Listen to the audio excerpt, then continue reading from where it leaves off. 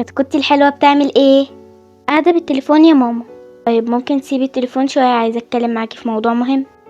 ايه هو الموضوع المهم يا ماما؟ انا بصراحة مش عارفة الموضوع هيبسطك ولا لا، بس انا حبيت اقولك قبل ما اقول لباباكي. طيب يلا يا ماما قوليلي، حمستيني. انتي مستعدة؟ ايوه يا ماما مستعدة، يلا. انا حامل. ايه يا حبيبتي اتخضيتي كده ليه؟ هيبقى عندك اخ او اخت. انا حامل. ايوه خلاص عرفت انك حامل، بس ايه ده؟ مين قالك ان انا عايزاكي تبقي حامل؟ بتهزري يا ملك، انا كان نفسي دايما ابقى حامل علشان اجيبلك اخ او اخت، وانا ما قلتش ان انا عايزه اخ او اخت يا ماما. يا حبيبتي احنا عيلتنا صغيره قوي وانا عايزه اكبرها، وانا مش مهتمه انت عايزه تكبريها او لا يا ماما. ملك ايه الاسلوب ده؟ انا مربيتكيش على كده. فكرتك هتفرحي، فكرتك هتعملي اي رد فعل كويس، بس ايه ده؟ اتفضلي يا ملك، روح على اوضتك. اقف بجد. ايه القرف ده؟ انا ما قلتش ان انا عايزاها تبقى حامل، انا مش عايزه اخ او اخت اصلا. انا عجباني حياتي وانا وحيده. مصطفى انا عايزه اقولك على حاجه. ايوه يا حبيبتي اتفضلي. مصطفى ممكن تسيبي التليفون وتركز معايا شويه؟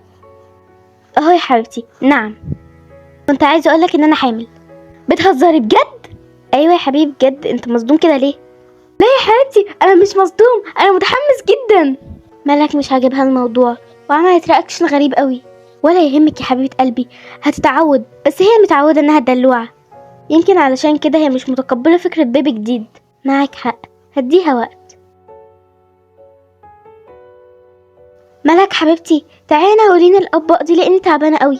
وانا مالي يا ماما؟ هو انا لو قلتلك خليكي حامل؟ يا رب من البنت دي، من ساعه ما حملته وهي بتعمل كده. مصطفى حبيبي معلش تعالى ساعدني في الاطباق. هي ملك ما جتش تساعدك ليه؟ بتقولي محدش قالك خليكي حامل. انا ملاحظ ان ملك بدأت تسوق فيها، لازم نوقفها عند حدها. يا حبيبي انت عارف ان ملك بنتنا الوحيدة والكبيرة، فانت عارف ان انا بدلعها، بس ده مش معناه انها ترد عليكي بالطريقة دي. خلاص مش مشكلة، انسى، انا هعمل من غير مساعدة. لا انا هساعدك. الحقني يا مصطفى، بطني بتوجعني قوي. في ايه يا حبيبتي مالك؟ مش عارفة، بطني بتوجعني قوي، حاسة ان انا لازم اروح المستشفى حالا. طيب يلا بسرعة، ممكن نروح للمستشفى دلوقتي نجهز حاجات الولادة. لا لازم تولد دلوقتي حالا يا فندم. ازاي؟ المفروض لسه يومين على الشهر التاسع.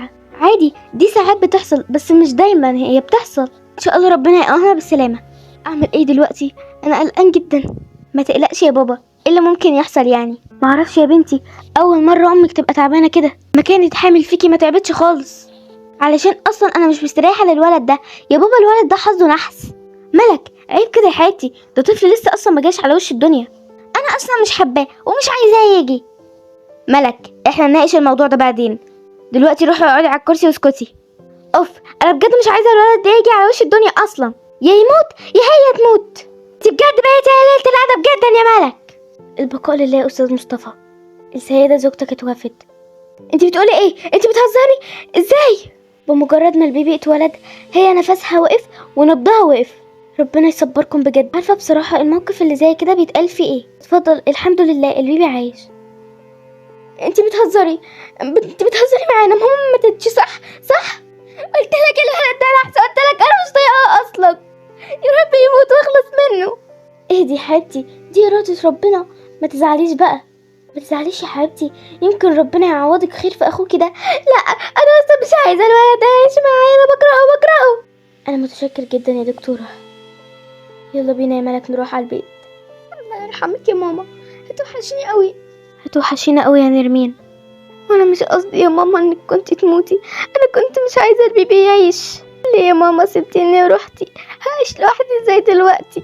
انا معاكي يا حبيبتي، انت مش لوحدك. يا ملك يا حبيبتي تعالي ساعديني عشان انام اخوكي. حاضر جايه.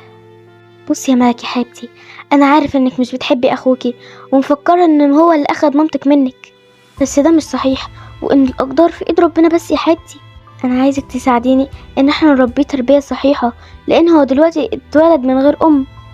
عايزك تحسسيني ان انت امه. حاضر يا بابا هحاول. يلا يا يوسف، مين الشطور اللي هاكل الاكل بتاعه كله؟ انا مش عاوز الاكل ده. معلش يا يوسف يا حبيبي، كله علشان اجيب لك شوكولاته. هتجيب لي شوكولاته؟ ايوه هجيب لك شوكولاته. خلاص هاجي انا اكل. مين بقى اللي هياكل الاكل ده؟ انا. شطور. جرب تعملها تاني كده. انت عارف ان انا بحب الكرتون ده جدا بجد، وانا كمان بحبه. انت اول حد يتفرج عليه معايا من اول ما ماما ماتت. هو صحيح ماما فين؟ انا امك يا حبيبي. انتي مامتي ازاي؟ مش انتي واختي؟ انا اختك، بس اقدر اكون امك كمان. يلا بسرعة يا يوسف، انا اتأخر على الحضانة. استنى بس الحضانة، استنى. عاجبك كده؟ اول بس راح علينا. تعالى انا هشيلك على رجلي هديك الحضانة، هي الحضانة مش بعيد اصلا. خلاص ماشي يا ماما. شكرا يا يوسف انك بتقولي يا ماما، لانك انت فعلا امي. انت بتعملي معايا كل الحاجات اللي انا بحبها، حتى انك كمان بتعملي لي اكل وبتنامي معايا وبتلعبي معايا وبتغسلي لي هدومي. وعلشان كده انت امي، علشان كل الامهات بتعمل اللي انت بتعمليه معايا ده. انا بحبك قوي يا ملك. وانا اكتر يا يوسف. يلا يا يوسف هنتاخر على الحضانه، بسرعه اجري. ودي يا جماعه قصه ملك ويوسف، الاخت اللي ما كانتش عايزه اخوها من المقام الاول دلوقتي بقت بتعامله كانه فعلا ابنها. والعبره من القصه دي ان ربنا سبحانه وتعالى ممكن يعوضنا عن حاجه احنا كنا بنحبها قوي وخسرناها بحاجه افضل من اللي راحت مننا. علشان كده دايما قولوا الحمد لله على الشيء اللي معاكم، وقدروا النعمه مهما كانت صغيره.